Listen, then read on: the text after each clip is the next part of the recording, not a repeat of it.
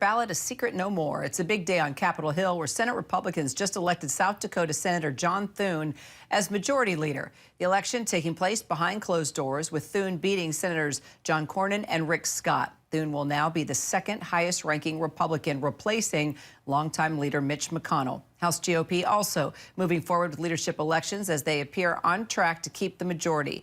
ABC News has yet to project which party will have control of many races, though, that haven't yet been called. Trump thanked House lawmakers for the nice win after they gave him a standing ovation during his return to Washington. Well, thank you very much. This is a very nice gathering. Isn't it nice to win? It's nice to win. It's always nice to win. A lot of good friends in this room.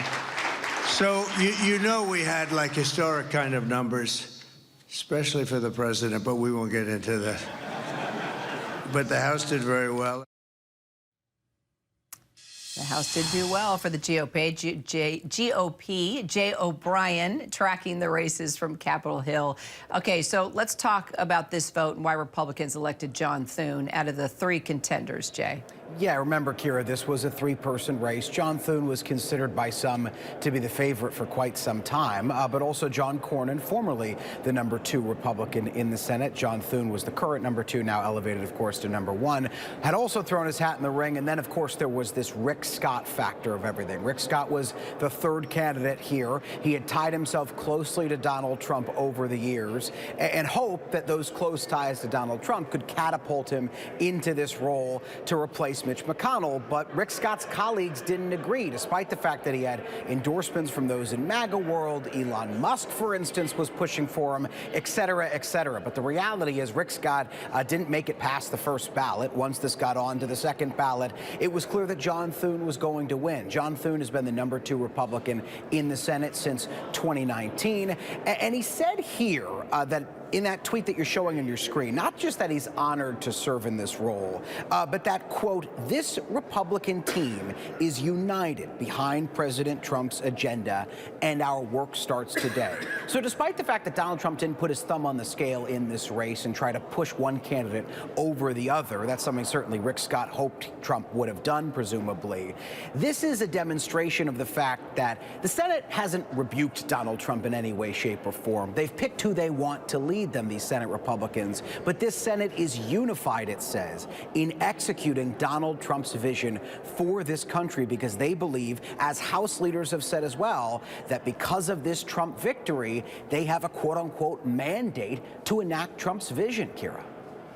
All right, well, there are several House races today, including for Speaker. Let's talk about Johnson. Do you think that he's on track here to, to revive this simple majority that he needs, or do you think there will be opposition? Yeah, there's no known opposition at this hour. There was some rumination about if someone would maybe from the further right try to challenge Mike Johnson. But the reality is Mike Johnson has this on lock. He will be the Speaker of the House for the coming Congress if Republicans do hold on to control of that chamber, which they appear poised to do. And Donald Trump said today when he spoke with House Republicans before he went over to the White House that Mike Johnson has his full support.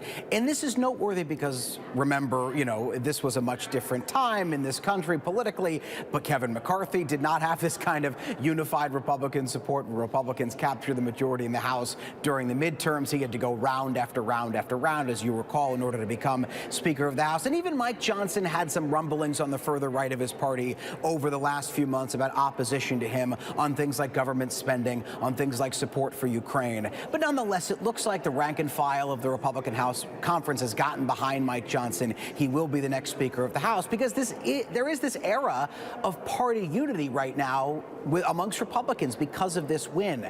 But there are still divisions on policy in the Republican Party on things like Ukraine that I mentioned. The question facing congressional Republicans now is, can they keep these divisions that do still exist amongst them tamped down for the time being and work together, not get in each other's way, not see the kind of drama that we saw in this last Congress, and execute on Donald Trump's vision? Jay O'Brien up on the Hill for us. Jay, thank you.